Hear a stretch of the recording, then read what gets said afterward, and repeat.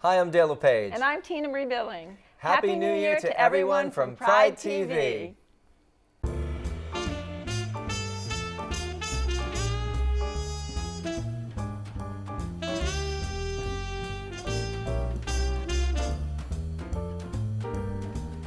Come in, sit back, relax. We've got your Pride TV. We're bringing you some Pride TV. We've got so much to share right here on Pride TV. We're bringing you your Pride TV.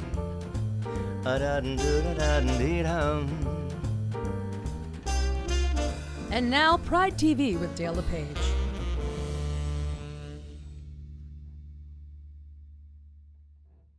Hey everybody, welcome to Pride TV. I'm your host, Dale LePage. And I'm Tina Marie Billing. And Happy New Year. Woo! We're starting the new year off big. We have with us Josh Croak from Love Your And? Labels. Harley Quinn, Miss Gay Worcester, All right. 2019. 2000.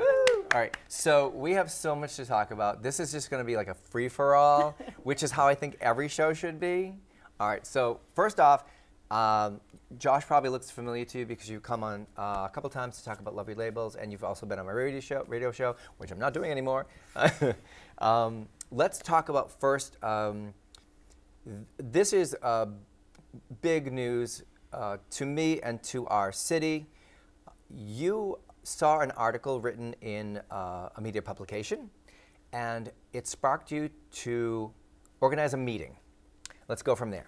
All right. Yes. So an article came out really right before the Worcester Pride Festival in September, and it definitely identified challenges that we face in the community. I don't think it highlighted as many of the great things that are going on here and the resources that people do have right now. Right. But the meeting was a catalyst kind of from that article to just say, all right, there are a lot of organizations, there are a lot of people working on different things, a lot of different groups. Let's all just get into a room together and talk about how do we better advocate for ourselves as the LGBTQ community, and how do we create a stronger dialogue with the city of Worcester, Right. you know, the capital C, to work on things that help elevate access to resources and opportunities for queer people in the city. So Josh sent out an email blast and said, would you be interested? And of course I would. So New England Pride TV was there, Safe Homes was there, Worcester Historical Museum was there, LGBT Asylum was there, Worcester Pride was there. Who am I missing? Yeah, we had, and then we had some people independently representing different groups, like Shades was there, right? Shades was there. Yep. Yep, we had Shades there, Planned Parenthood. Yep. Oh, yes. Pathways for Change. We Yep. had a handful of organizations at the table, Right. which was a really great dialogue. And I hope you know, this is no secret to anybody, this is going to be growing and growing. That's right. Yeah. That's the Yeah. hope. That's the hope. So you drafted a letter to the city, basically, and Philip read it at the Worcester Historical Museum's LGBTQ in the City Forum. Yes. Correct? That's right. That went really well. Did you think that went really well? I thought it went very well. I was most impressed with the amount of people that came and the amount of people who asked questions to the panel. Yeah, when I walked in, there must have been 70 people there. Yeah. Yeah. Oh, at least. At Yeah, least, yeah. absolutely. And I thought the panelists were really well curated, Yeah. and it was a good balance between the city. The city manager was there, the chair of the Human Rights Commission for Worcester was there, and then the Greater Worcester Community Foundation. The LGBT Youth Commissioner. Yes, the mass. Who was just on the show, Corey. Oh, He was okay. he was just on the show, and Philip got up, and it was just so like Broadway show-esque because it's like the microphone broke and he was like, I'm gonna do it anyways. Yeah. I can talk loud. Exactly. And he read the letter to the city commission, the city city at manager. Augustus, city manager. That's right. And have you received any feedback from that letter from the city? So I've started a dialogue with the city around a time to sit down with the manager and Nice. just talk about the letter and like what that means and how we want that really to be looked at as an opportunity for more partnership dialogue relative to things. You know, I think it's very easy, especially, you know, with the capital C city, getting overwhelmed with people coming at them for all sorts of different things. And we recognize that we in the community need to advocate for ourselves, and we could always improve on how we're organizing together and really elevating our voice and identifying action areas as to what we want from the city and what the city can actually give to us, you know, as a community. Like we build our own community, and I think a lot of people are very proud of that. But there are things that the city can do to support, and we called out 3 action items in that letter that we'd like as a response from the city within the the next couple weeks and months. What were those 3? Yeah, what are those things? Yeah, so we asked for an LGBTQ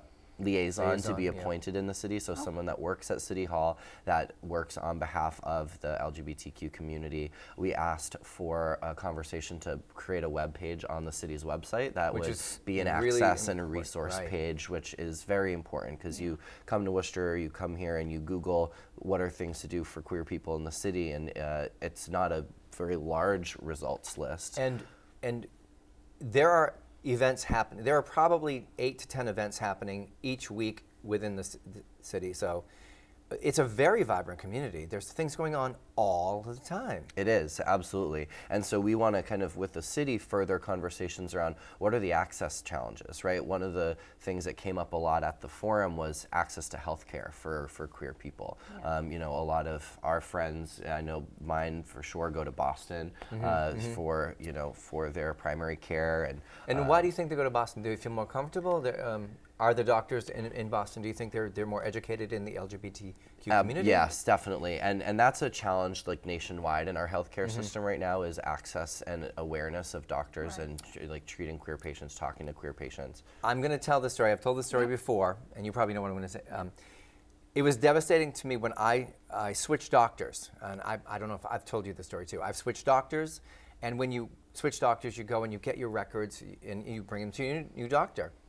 And I went to collect my folder with all of my medical information in it, and on this little folder, this big folder, it had in giant red magic marker homosexual on top of the folder, and I stood there, and I didn't cry, and I just the receptionist said, "I'm so sorry, I did not do this," blah blah blah, and I took my stuff and I walked out. I waited until I got into my car and then I cried. I shouldn't have cried, but I mean, that's the kind of ignorance we need to address. Absolutely, and these are people that you're supposed to be able to go to and confiding in about your healthcare needs. Yeah. So being kind of labeled in that way, in often a negative context as it relates to the healthcare system, is challenging. Now, speaking of great things that are happening in the city, the city of Worcester, is represented by Miss Gay Worcester, Harley Quinn. Woo! Now, first of all, Harley, welcome to the show. Is this your first time on the show? This is my first time on the show. Welcome, welcome, welcome. Thank you. And Happy New Year, baby. Happy New Year. First of all, I am going to just say that I was a judge. One of my favorite things to do for Worcester Pride is to be the judge at the Pride Pageant, only because it's so much fun. Oh my God, you guys are so talented, just so incredibly talented. And every year, it just gets better and better. And not only did we sell out last year, not only did we sell out, we turned like 40 people away. Wow. I think you knew that, right? Because we said that at the meeting. Right. Can you Bigger imagine? venue next year. Yeah, bigger venue. But bravo to you. Now, was this your first time competing? This is my first pageant ever. Ever? Yeah. Oh my God. I mean, Okay. unless you count like Worcester Drag Wars and Boston Drag Gauntlet. Of course but- we're going to count that. but That's important. That's not like a pageant. That's No? not like a one-time thing. It's like Okay. an ongoing thing. But my first like official pageant was the Worcester Pride Pageant. Now, what does one do to get ready to win this title? Cry. a Cry? lot. Yeah. From nerves? From like stress, just Okay. everything. It was probably I worked so hard for it. I practiced singing. I practiced like speaking because that was the one thing I was worried about most was the interview. Oh I was my just God! like- I even get nervous for the contestants because some of the questions, because you don't know what you're going to be asked, and it could be ranging from anything The funny thing is that the question that they asked me, I believe it was like, "What does pride mean to you?" Okay. I jokingly earlier that week was like, I bet I'm gonna get that question. Oh, I'm and gonna you get did. what does pride mean to you? And it's gonna be such a vague answer. So I knew exactly what I wanted to say, so I didn't even worry about it. Right. And I was focusing more on like questions that would be harder Right. to answer. Right. And then I got, what does pride Pride mean means to you? you- And Did I'm you like, start like laughing? Or? I laughed, and then I was just like, oh, crap, I forgot what I was going to say. Because I was so focused on all the other answers. So I'm just like, well, I'm just going to talk out of my butt and, hope for the best. And it worked. It worked. And Yeah. one of the things that I love, and I've seen this happen before, I think last year or the year before, one of the contestants also sang live. It was Candy Dish. Yeah. She sang live, and I forgot the song, but I was also blown away by that too. I think it was "I Am What I Am" kind of thing, one of those gay anthems kind of thing. She would do that. She would do that. And you chose a song that I was very familiar with because I love it. Was it called "Dancing on My Dancing Own"? on my own. A more current gay anthem. A more current. Yeah. Oh. Because I'm the more current Candy Dish. The more current. Are you the pretty Candy Dish? I'm the beautiful Candy Dish. I'm the one who knows how to do makeup. We love you, Candy. So you decided to sing live. I didn't know you were a singer until that night. I didn't know either.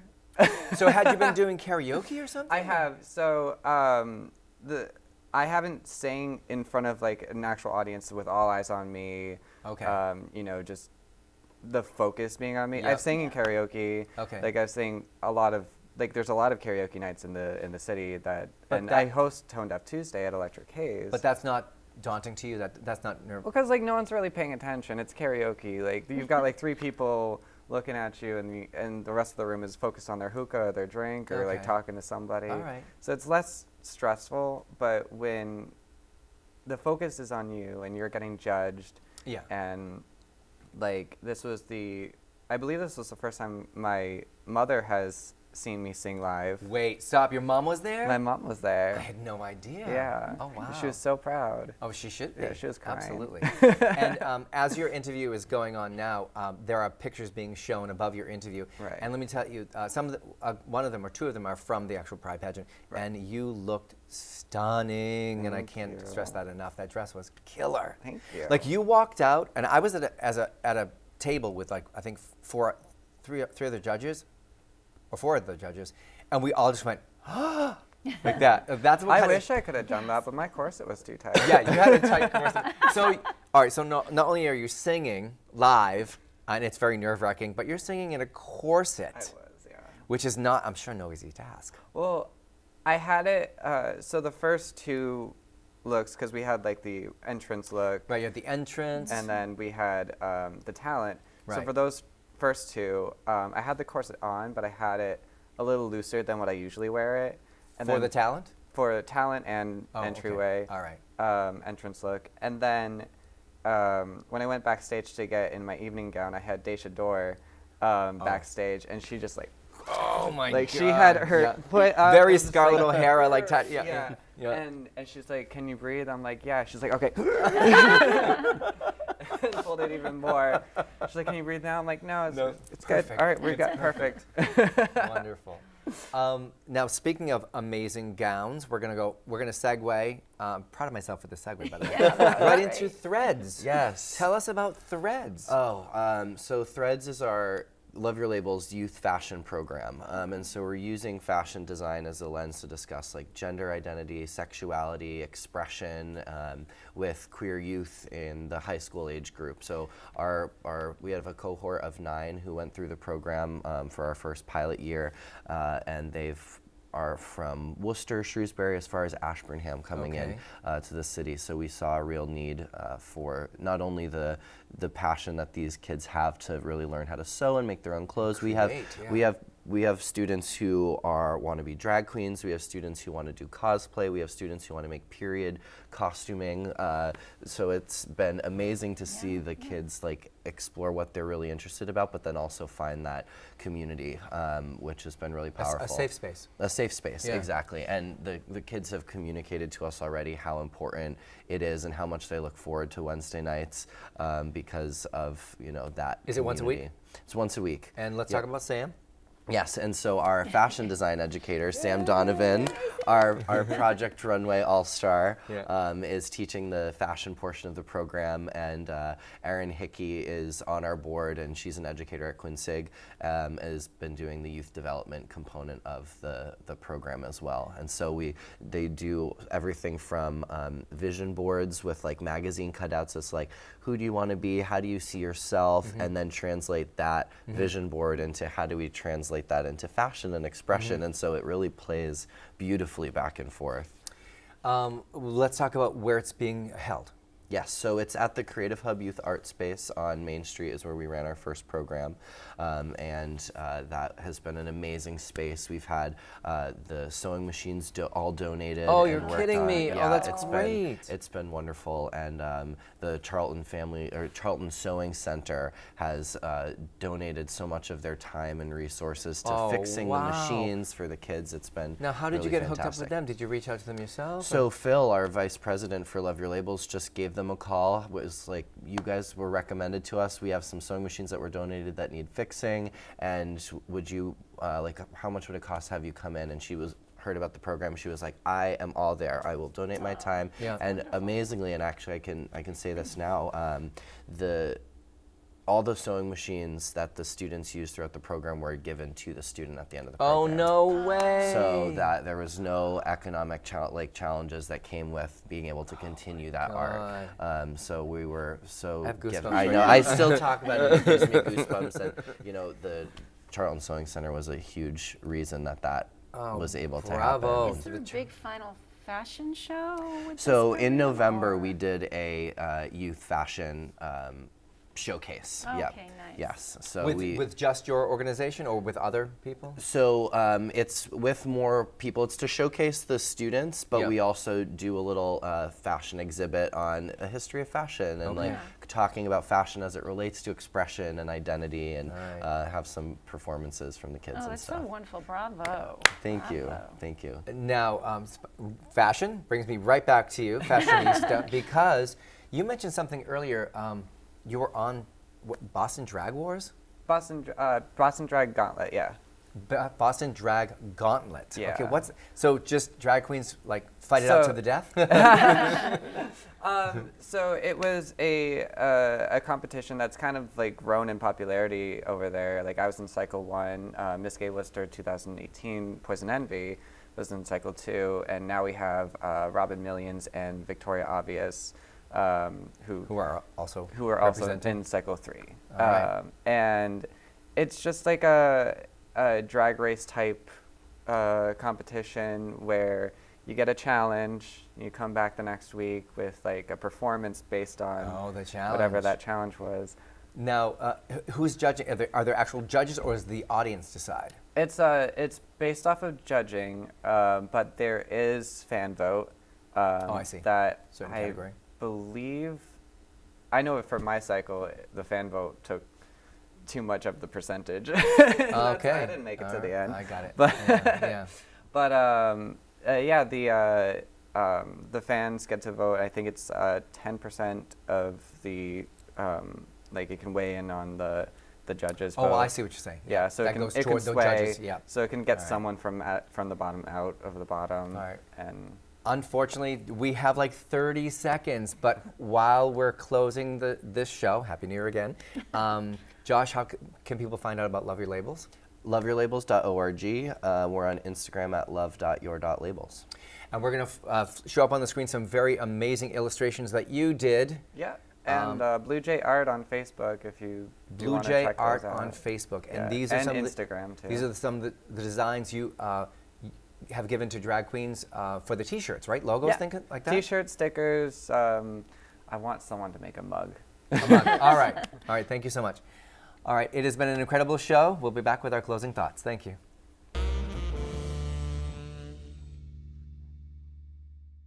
Pride TV is presented by Fallon Health and sponsored by Remax Vision, Bay State Savings Bank, Safe Homes, Paul Chasen Interior Design, Nuovo Restaurants, Dr. Frank P. Fetchner Plastic Surgery. Art Reach. Root and Press Cafe and Bookstore. Heard Strategy and Storytelling. And Castanetti Realty Group.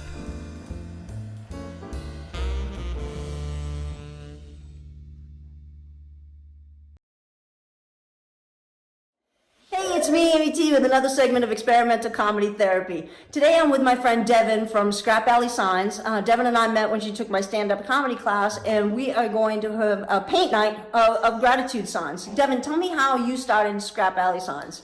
Well, Scrap Alley Signs started because I made some signs for myself just to give myself the motivational signs, quote signs, and things that meant something to me.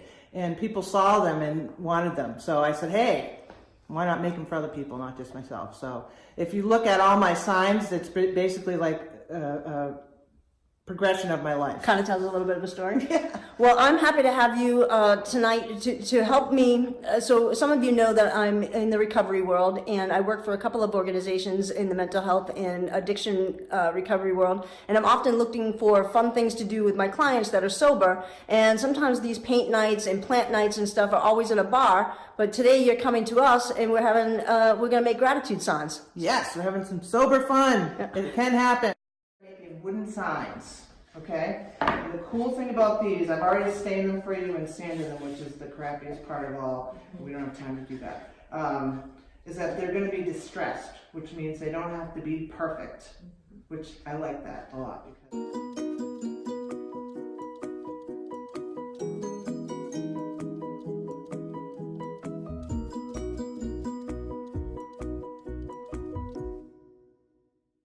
line it up on the sides and then the top, right? And then we're just gonna stick it on there. All right. Then I'll give you this little squeegee thing. You're gonna squish it down.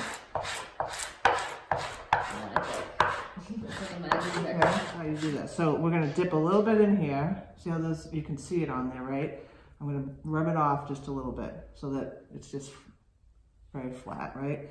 You don't want to smash it down. You're just going to do it lightly until you get the hang of how much paint is coming off, right?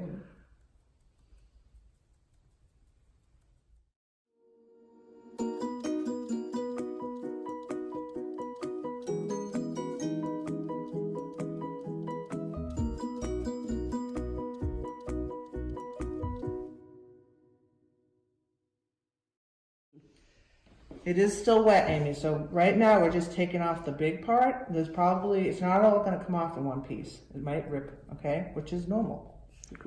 Once we get all the big stuff off, we'll see where we're at, if it's needed to dry, and then we use the picker. I'm feeling good about this. I feel like I can do this. I should have dried off some of the white paint on my hand, huh, before I touch my board.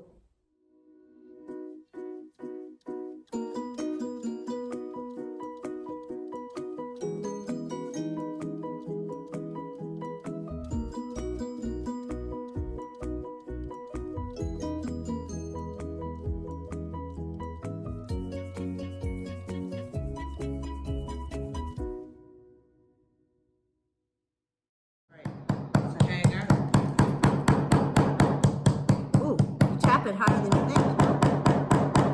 And you're hammering it into the tit part of gratitude. The tit part of gratitude. Tit. That's the center of the gratitude.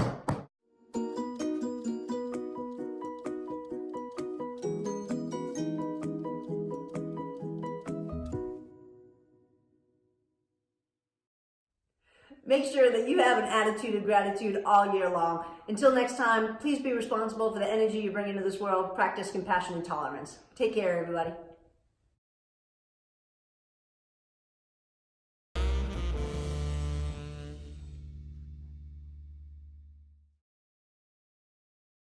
Hi, Dale. Hi, everyone. It's me, Miss Lady Sabrina, and we're here. We don't have a letter this time. In fact, I recently got married, and I got a lot of questions about my husband, so I brought him with me. This is my husband, Breno. Hi, everyone. Nice to meet you. Breno is from Brazil. He has a master's degree. He's a pharmacist. Mama didn't do too bad in that department.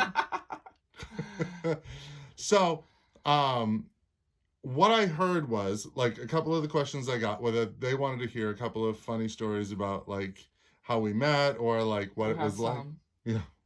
What it was like the first time that like we saw each other, and I'm gonna let him start. Okay, so we know each other on the page called like International Cupid. Is a page from dates, and usually I don't use this page. I just create my account on this page for a friend that don't know how to speak English, so I would to help him. So try to say hi for me, and I receive an email. It's like, oh, it's like this man is talking to me. So we start talking, and we are here now. Yeah. Well, I mean, like it was almost 2 years later. Yep. And we are here. Yeah. I mean, it was like, it was my first day on International Cupid, and it was his first day on International Cupid, and so it was really interesting that like we paid for a whole month, and I only got a day's worth. But it was great. You know, we had a real chemistry. 3 years later, he was in Brazil. Yeah, I went to Brazil, and we had a great time. You know, and then the second time we were going down, I was planning, because he was coming here in January, I was planning on asking him to marry me in January, but he kind of jumped the gun and asked me to marry him in September. So yeah, it was pretty good. It was pretty good. Yeah, it was a surprise for you? It was because I had this whole thing planned for you, you know. No, but I was planning too. But I mean, the problem is because with the distance, so we have to start planning serious things. So. So, back and forth, you know, and then finally everything came through, and we got hitched. It was a great time. Like everyone came. Dale, you were there. You remember, you were at the end of the conga line. Not a good look for you. So, that's pretty much that. And now we're just kind of living in wedded bliss. Yeah. The honeymoon. Yeah, the honeymoon is over. Yeah, but it's over. Yeah, it's true. It's not kidding. Yeah, it's true. But unfortunately, it's true. Here's the thing: is that we're very open to answer any questions that you have or want. So feel free to email either me or New England Pride TV and ask whatever you want.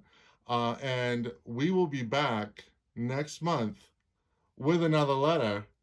Very exciting. And I want to thank everyone for all your support through all the years and whatnot, and especially with this situation. I mean, there were a couple of like naysayers and whatnot, but my friends and solid fans definitely knew I'm not a stupid person, and I put my faith in the right one this time. Yeah, just to say thanks to everybody, all the messages that we received.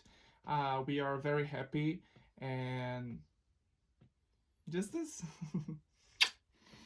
All right, babes. Bye-bye. Love you all. I will see you all next month with another letter. And Dale, back to you.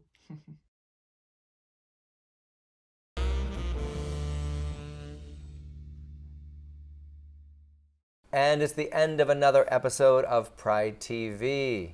We're going to have to thank our guests, a very fun guest, Yes. Joshua David and Harley Quinn. We're going to end the show the way we always do. Yes. By saying, please don't be afraid to shine your light. Because you might be lighting the way for someone in need. And Happy New Year, everyone. Happy New Year.